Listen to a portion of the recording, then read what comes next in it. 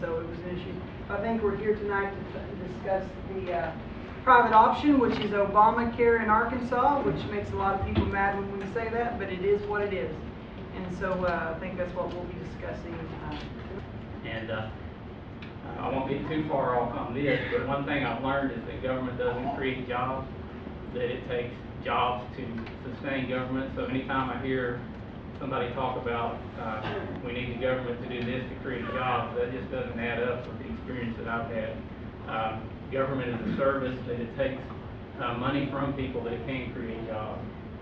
And I'm not going to talk about that issue a whole lot more.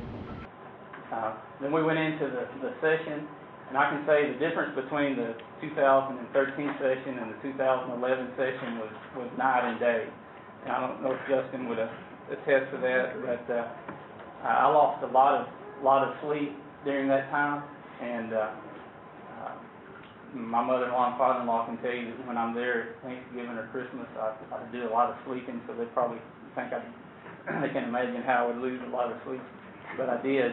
And a lot of it was over the private option. We knew that Medicaid expansion was going to be a huge issue going into the session. We knew that with the Supreme Court ruling in the previous summer that the states had the option on whether they took the Medicaid expansion or whether they didn't take it. So I was unopposed in that election, so I was able to spend a lot of time working on policy and studying the issue. And one thing that I found out was that the existing Medicaid system we had was broken. It was badly broken, and it was in need of reform. So what we focused on, or what I focused on mainly, were ways that we could reform the existing Medicaid system. And we actually got some of those laws passed. We passed a law to create the Office of Medicaid Inspector General, which one thing we found was that there is waste, fraud, and abuse in the Medicaid system. It's not only in Medicaid, it's in Medicare as well, but at the state level we deal only with Medicaid. That was a big accomplishment that I think got way overshadowed by what happened with the private option. Another thing that we worked on that we got passed was a law to allow ambulatory surgery centers to accept Medicaid patients. And you might ask, well, how does that help reform the Medicaid system? Well, the way the system was designed, you couldn't go to like an outpatient center for Medicaid services, so these Medicaid patients were always getting directed to the hospital, where the cost might be anywhere from 3 to 5 to even 10 times as high for the same procedure in the hospital as it is in an outpatient clinic. And also you have lower success rates and higher infection rates in the hospital than you get in an ambulatory surgery center or an outpatient center. So all through the fall and all through the first of the session, we were working towards these reforms, and we were able to get a lot of substantial reforms in place for the existing Medicaid system. But at the same time, there was a lot of work going on about how do we address the Medicaid expansion. And I was in a work group that was trying to find solutions to the issues with Medicaid expansion. And that's where the private option came, was out of that work group. And I stuck with it as long as I could, trying to find a solution that was workable. And I think we were getting close to something that I could have been happy with, but we fell short in getting there. There was the Good Friday memo where Kathleen Sevilla said you can change your Medicaid program, you can use private insurance, you can do, you've got a lot of flexibility here, but it has to do everything that Medicaid does. And what I was really pushing for was a global waiver where we would get the federal dollars that we send to D.C. that we have to essentially beg for to get sent back to the state, where we could take our Medicaid dollars and create our own Medicaid program where it was didn't have to meet the guidelines of the federal government. Now, Rhode Island has done this, and it worked out to be very successful in Rhode Island. And basically what you do is you tell the federal government that we'll take X dollars to run our Medicaid program, and they send you that money, and run the program out of those funds. Right now, our state budget in Arkansas is right at $5 billion. That's the general revenue budget. That's where all your sales taxes, that's where all your income tax, and all go into this general revenue fund. Would anybody care to guess how much the Medicaid program costs in Arkansas every year? About $9 billion. That's what it will be. It'll be not quite $9 billion, but with the Medicaid expansion, it'll be close to that. Before then, it was over $5 billion just for the Medicaid program as it existed. And $1 billion out of that $5 billion of general revenue went into the Medicaid program. So when we go down to Little Rock and we have the general revenue budget, and you hear all the debate about passing the budget and how Arkansas has a balanced budget, we do on that $5 billion of general revenue. But we actually spend closer to, well, right now it's going to be closer to $22 to $23 billion per year. And all the money that's not in that general revenue is federal money, it's money from special funds, and different pools of money that have to pass through the state budgeting process. I didn't know that before I was a legislator. I'd always heard that in Arkansas we have a balanced budget. It's not really called a balanced budget. It's called the Revenue Stabilization Act. It basically says you can't spend more money than you bring in, which is a good thing. The legislature passed that back in either the 40s or the 50s because of issues we had where we defaulted on bonds in the Great Depression. Arkansas was the only state to do that, so the legislature came back and passed this Revenue Stabilization Act. I can't, the governor can't, nobody can take credit for balancing the state budget other than that legislature that passed that law back in the 40s. But that's got a good side to it and it's got a bad side to it. The good side is you can't spend more than you take in. The bad side is we spend every single penny that we take in. State expenditures in Arkansas grew from $8 billion to over $20 billion in 10 years. That was under Governor Huckabee and Governor Beebe.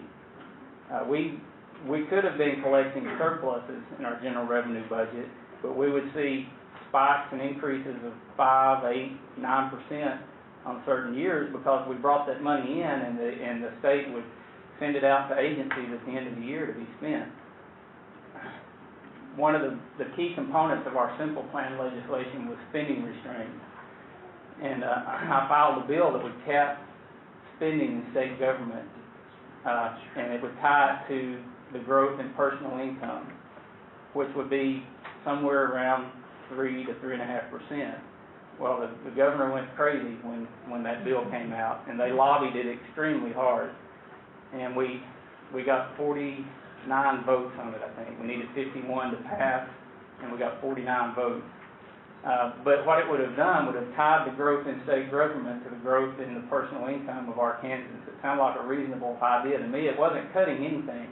But the way they attacked it was they said, if you do this, it's going to close down public schools, it's going to close down colleges and universities, and we're going to turn people out of prison. And it wasn't cutting a single thing.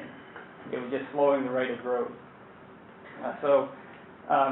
With my engineering background, I usually work with rational people that make decisions based on facts and data. And that's been an experience to me in politics, is trying to understand the rationale behind some of the decisions and the decision process that people go through. John Reardon from Buren. I came here to find out about the private option. I haven't really heard it defined real well. So I'd appreciate it if you define exactly what it does, and then define the steps that you see that we can do in Arkansas to reduce the effects of Obamacare on Arkansans. Good question. I'm going to answer that in reverse order. I think the main thing we can do to reverse the effects of Obamacare is at the federal level to defund it and to repeal it. If it weren't for the federal mandate coming through the state, we wouldn't be talking about the private option. It's an issue that was developed at the federal level that was cast upon the state, and some people that work very hard on it think private option is the best thing we could do with what the federal government gave us. I disagree with that. I think what got labeled the do-nothing option would have been better in the long run, because I believe the more people we put on an entitlement program, the worse off we are. Yes. Now, if you want to know specifically what the private option does, is you've got the exchanges that have been implemented with the Obamacare law. And you can go to these exchanges and buy insurance. What the private option does is it gives people subsidies to buy insurance on the exchange. And it gives everyone from 0% of the poverty level to 138% of the poverty level in income a subsidy to buy insurance on the exchange. That's going to put about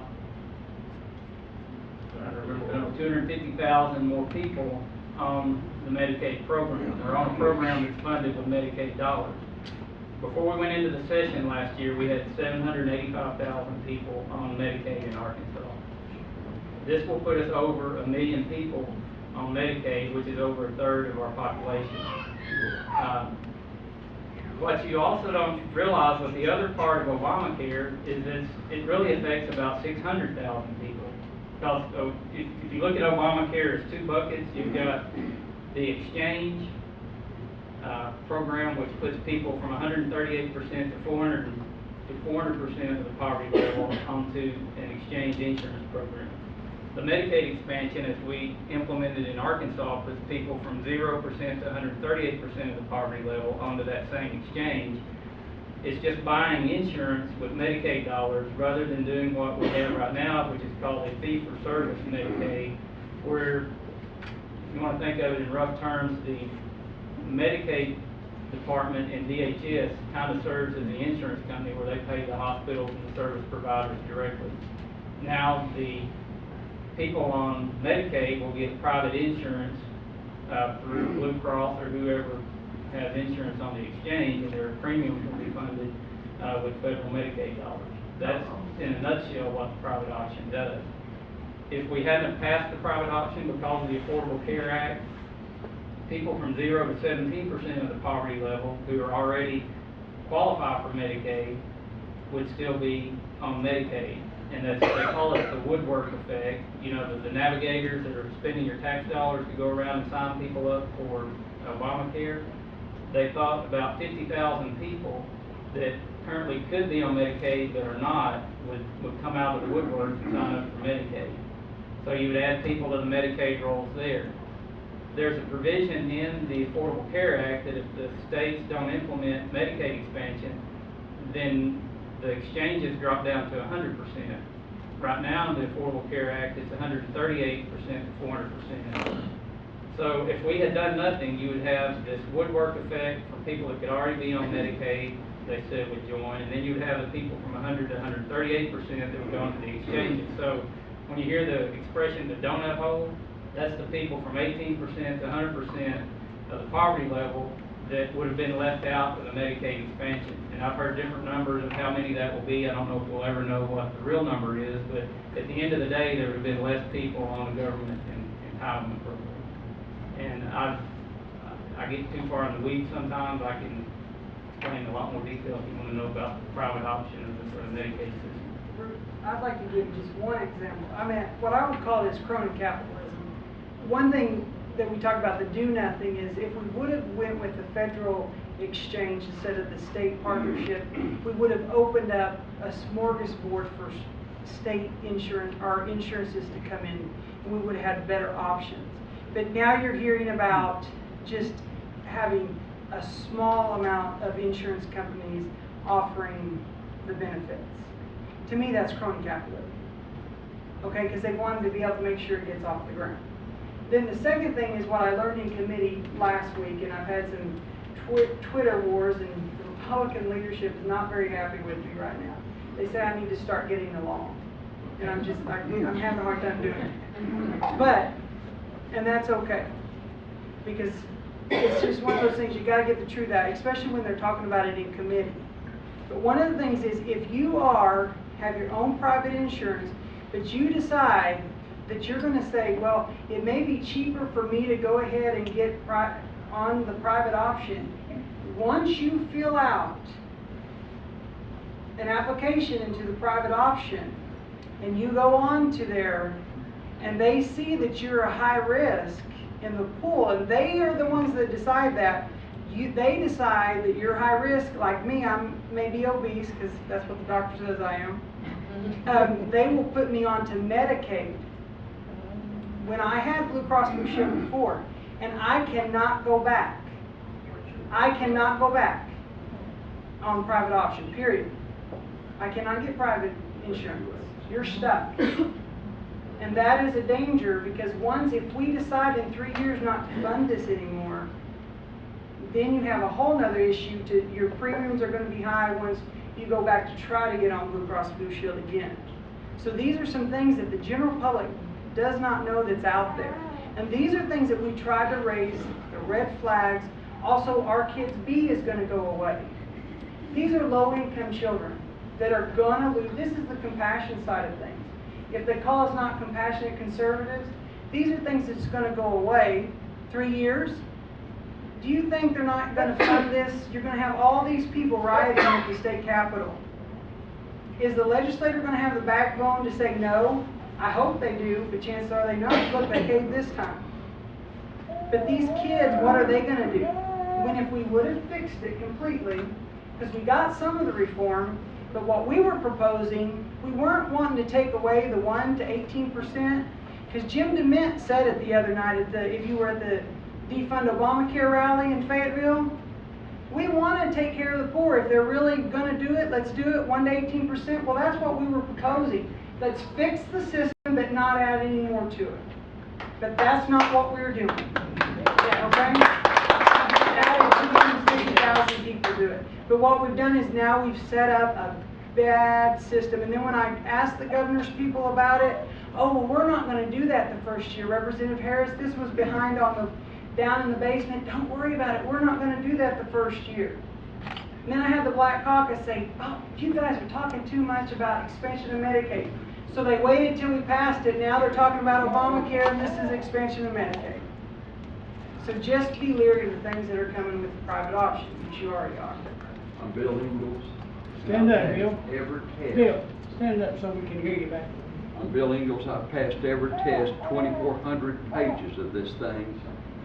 Test after test after test. They can go in, they can get information from all your information. They're not licensed, they're not certified or anything else. These people that just go and get this information. This thing is total, when you get down to the end of it, is just a welfare system. All it's for is to get more people to vote in, more Democrats into the system, and it's to give something away. And I'm going to tell you what, in about 3 years, when the slop runs out, the pigs will start to squeal.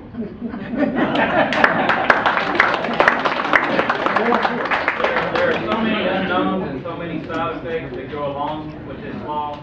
I've been traveling around visiting with a lot of businessmen, and it's disheartening to be in a corporation's office and them talking about how they're going to react to this.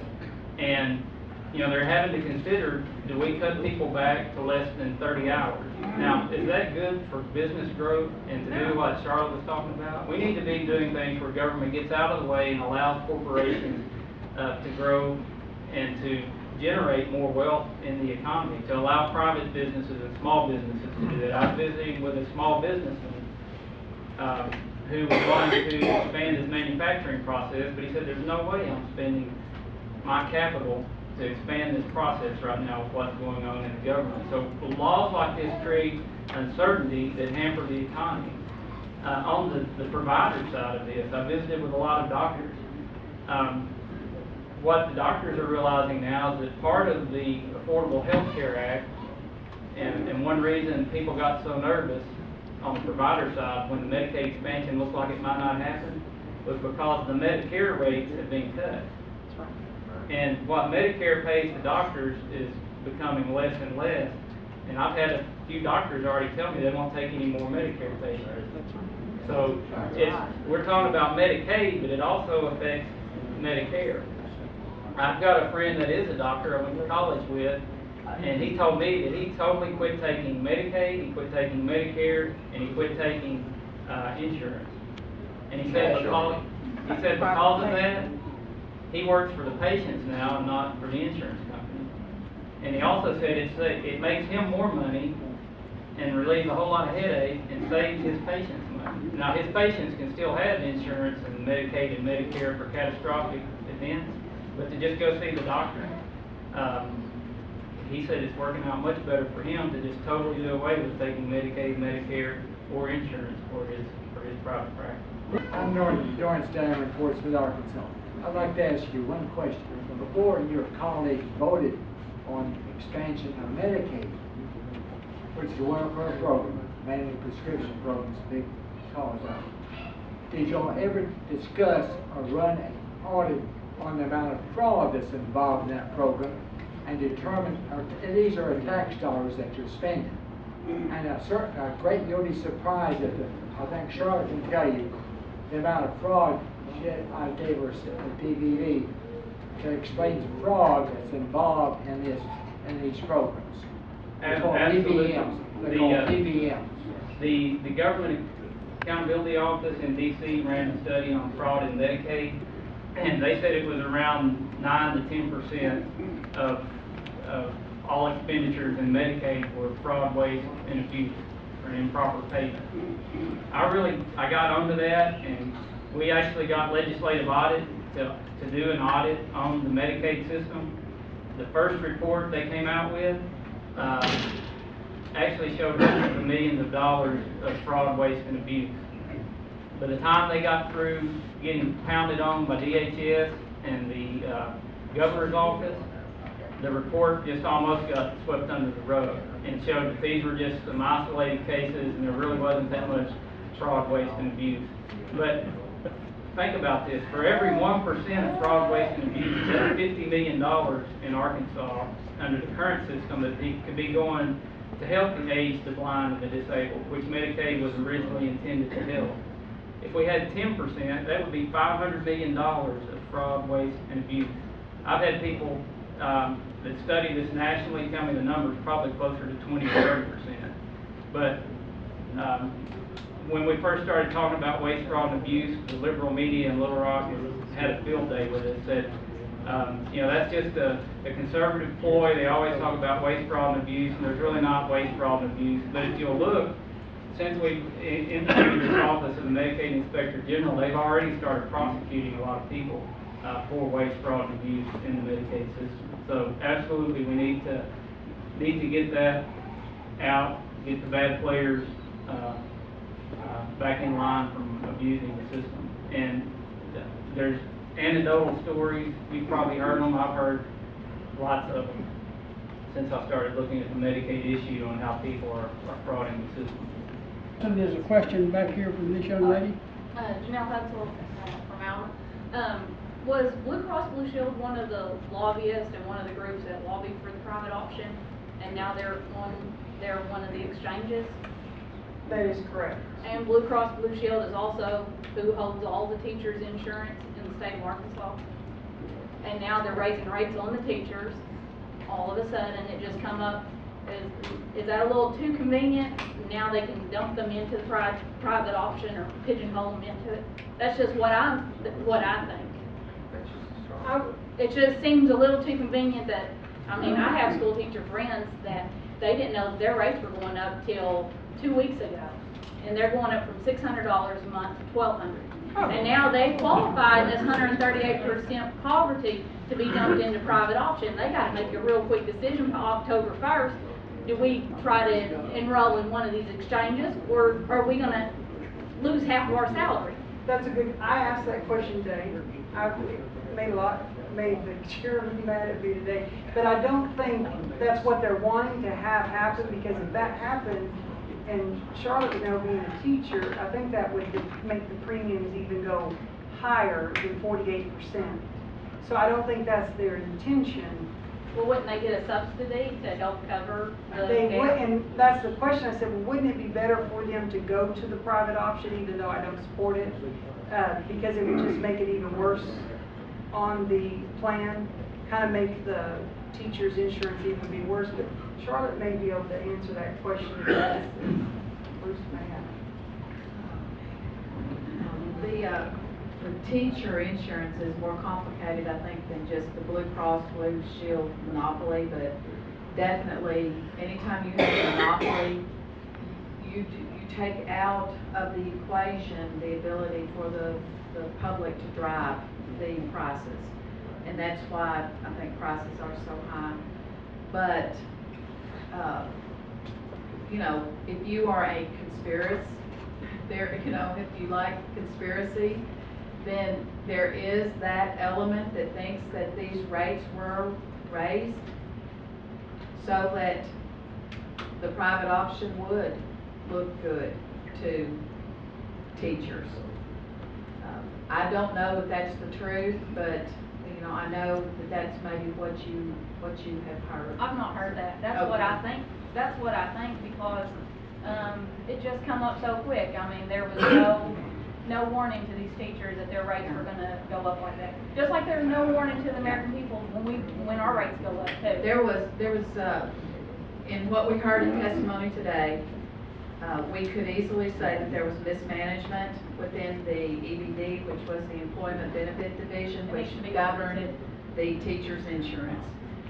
They saw this train wreck happening years ago, and they did not make adjustments to the plan that needed to be made. They took the cap off of the maximum that you could spend through your insurance policy, and they did not buy reinvestment insurance to minimize the risks of the insurance program. So now they run through all of their reserves through 3 or 4 high-risk cases that happened with the teachers, and this with mismanagement has kind of brought this problem on. So, but I'm optimistic that we'll look for some resolution to that ease the burden on the teachers.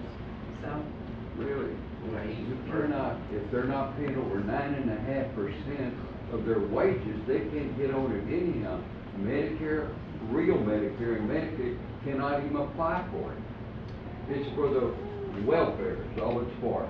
If I can address that issue as well, Charlotte touched on it, one of the key things that I've heard that came out of the committee today was the fact that they removed the cap on losses, which they were trying to grandfather the system in to mesh with the Affordable Care Act. Well, the cap is another thing that the president has really unconstitutionally delayed for another year, just like he did the employer mandate.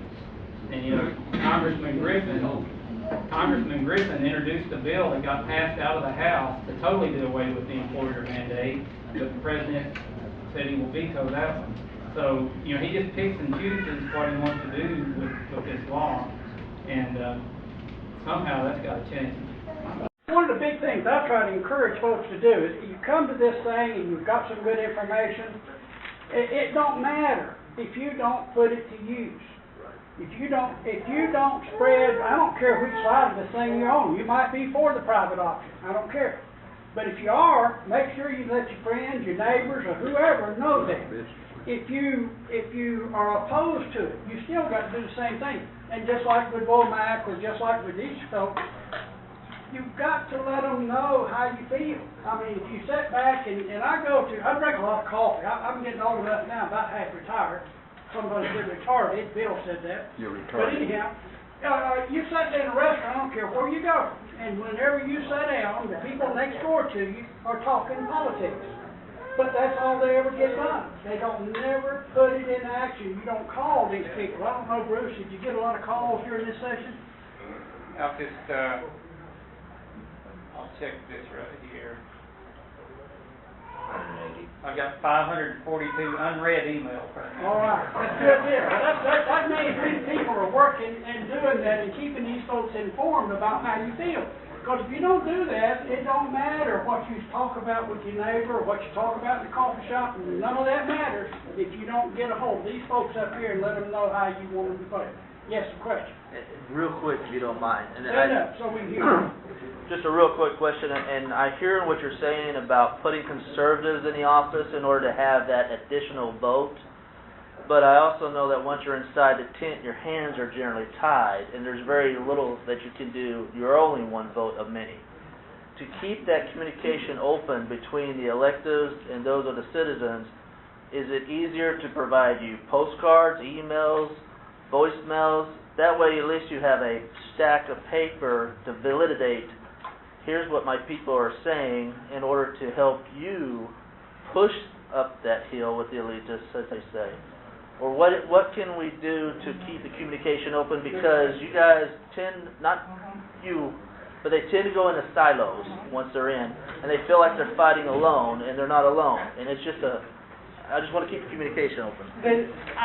Bruce can attest to this, is call the switchboard at the House of Representatives, and they send in pink slips, and you say vote no for this bill, and that gives you the validity, and then they can say my constituents at home are saying not to vote for this.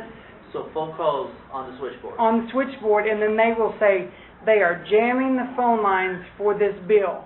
And they will say they got the most phone line. I mean, that will get your... Okay.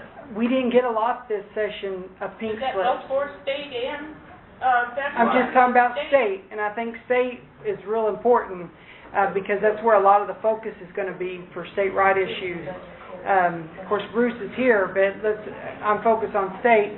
My cell phone is on my website, justinharrisforstaterep.com. It's on there. Call me, and that is very effective because I know you can kick me out at any time. And so, call me. And hold it down, please. We're still up here. If you want to turn, hold up that hand, and we'll get you recognized. But let's give these folks their respect. And when they're talking, let's hush and listen.